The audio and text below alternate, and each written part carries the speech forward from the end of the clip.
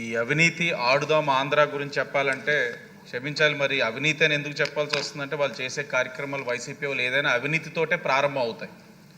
ఆడుదాం ఆంధ్ర గురించి చెప్పాలంటే అధ్యక్ష, క్రిందటి గవర్నమెంట్లో వైసీపీ వాళ్ళు రాష్ట్ర యువత ఒక జీవితాలతో చాలా చక్కగా ఆడుకున్నారు అధ్యక్ష. గడిచిన 5 సంవత్సరాలు ప్రస్తుత ఎమ్మెల్యే మాజీ ముఖ్యమంత్రి యువత నిరుద్యోగ జీవితాలతోటి బాగా బ్యాటింగ్ చేశారు అధ్యక్ష. సుమారు 20 లక్షలు తక్కువ 120 కోట్లతో ఇటు కార్యక్రమం చేపట్టారు అధ్యక్ష. చాలా వెనకేసుకున్నారు. ఆనాడు క్రీడా మంత్రిగా ఉన్న రోజా, ఆనాడు శాప్ చైర్మన్ సిద్ధార్థ్ రెడ్డి ఆధ్వర్యంలో ఈ అవినీతి కార్యక్రమం శ్రీకారం చుట్టింది. దాని వెనకున్నదంతా కూడా తాడేపల్లి, మీకు తెలిసిందే. మేము అడుగుతుంది ఏంటంటే వాళ్ళ మీద ఎంక్వైరీ ఇనిషియేట్ చేశారా లేదా, అలాగే స్పోర్ట్స్ కిట్స్ ఎన్ని కొన్నారన్నది కాదు అధ్యక్ష, దాంట్లో నాణ్యత ఉందా లేదా అన్నది తెలియచేయాల్సిన అవసరం ఉంది.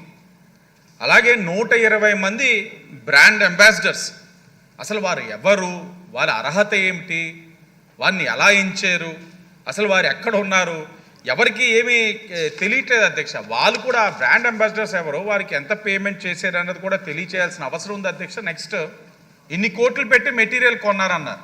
ఎక్కడుంది ఆ మెటీరియల్ అంతా? అంటే ఏది, ఎక్కడ ఎవరైనా ఎత్తుకెళ్ళిపోయారా ఏంటి? ఆ మెటీరియల్ ఎక్కడ ఉంది అది కూడా చూపించాల్సిన అవసరం కూడా ఉంది అధ్యక్ష. ఎందుకంటే కొనుగోలు చేసేసామంటే సరిపోదు కదా, ఇరిగిపోయినాయా, ఉన్నాయా, వాడుకలో ఉన్నాయా, ఇవన్నీ కూడా చెప్పాల్సిన అవసరం ఉంది.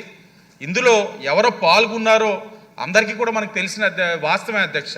సచివాలయ సిబ్బంది, వాలంటీర్లు, ఎక్కడికక్కడ అడ్మినిస్ట్రేషన్ అందరినీ కూడా పాల్గొని వారు ఆడారు అధ్యక్ష. అంటే మీకు ఇది యువత మీద అంత నిబద్ధతే ఉండుంటే ప్రతి సంవత్సరం పెట్టాలి. ఎన్నికల ముందు, కరెక్ట్గా ఎన్నికల ముందు ఆడుదాం ఆంధ్ర అంటే యువతను ప్రలోభ పెట్టడానికి చేశారు. ఇందాక మా శాసనసభ్యురాలు చెప్పినట్లుగా అఖిల్ ప్రియ గారు 120 కోట్లు అవినీతి కాదు అధ్యక్ష, అంతకు మించి ఉంది.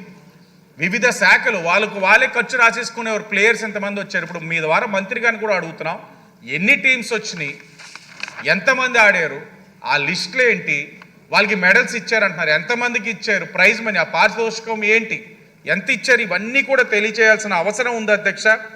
ఒక్కటే అడుగుతా ఉన్నాం, ఎంక్వైరీ ఇనిషియేట్ చేసి ఏదైతే ప్రజా సొమ్ముని కొల్లగొట్టారో వాళ్ళపైన కఠినమైన చర్యలు తప్పకుండా తీసుకోవాలని మీ ద్వారా మంత్రి గారిని అడుగుతాం.